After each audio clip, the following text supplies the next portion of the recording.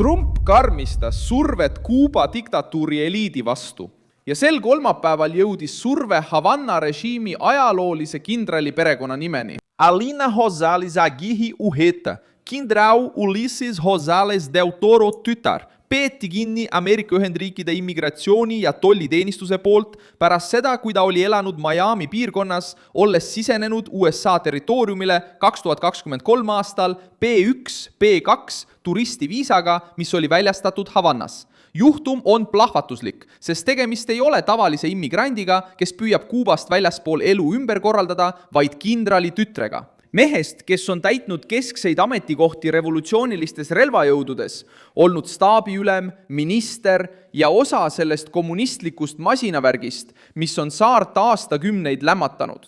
Samal ajal, kui Kuuba rahvas seisab silmitsi elektrikatkestuste, nappuse, järjekordade, hirmu ja repressiooniga, otsib osa kõrgeima kastristliku juhtkonnaga seotud perekonnast mugavust. Just nimelt selles riigis, mida režiimi propaganda nimetab vaenlaseks. Trumpi administratsioon muudab selle vastuolu nüüd poliitiliseks sõnumiks.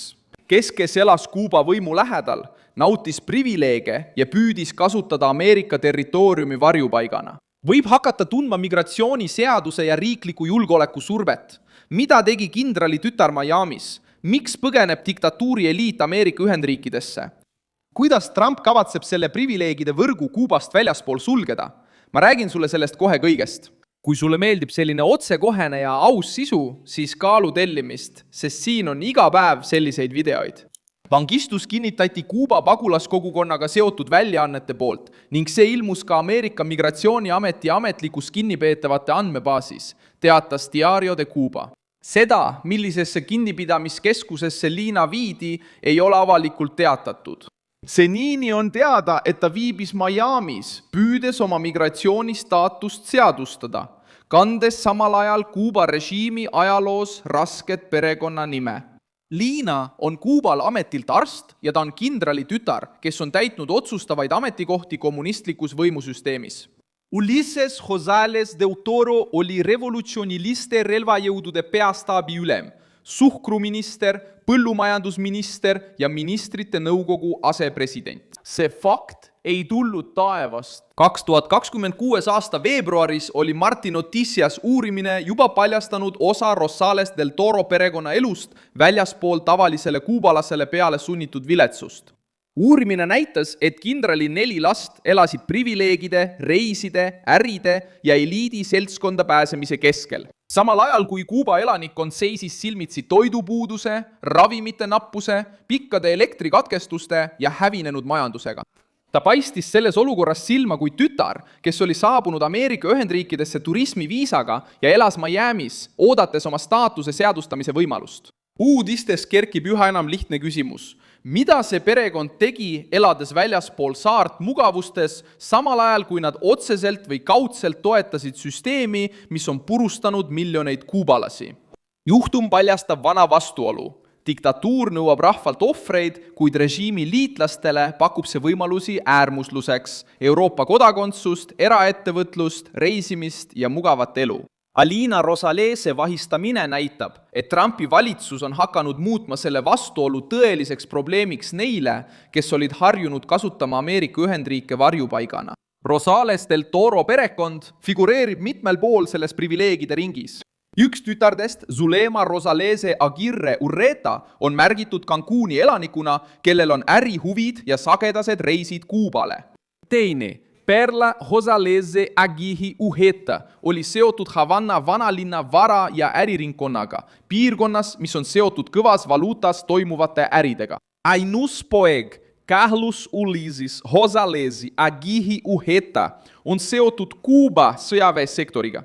Perekonda seostati ka juurdepääsuga eksklusiivsetele kinnisvaradele ja elurutiiniga, mis on kaugel sellest raskest tegelikkusest, mida enamik kuubalasi kogeb.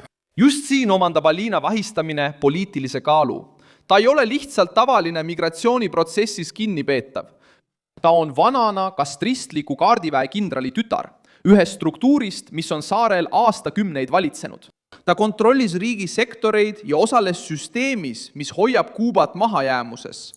Kui Ameerika agendid võtavad selle isiku vahi alla, sõnum jõuab Havannasse. perekondlikud sidemed Kuuba võimuga võivad muutuda riskiks, mitte kaitseks, vaid vangistuseks. Trumpi valitsus oli juba 1.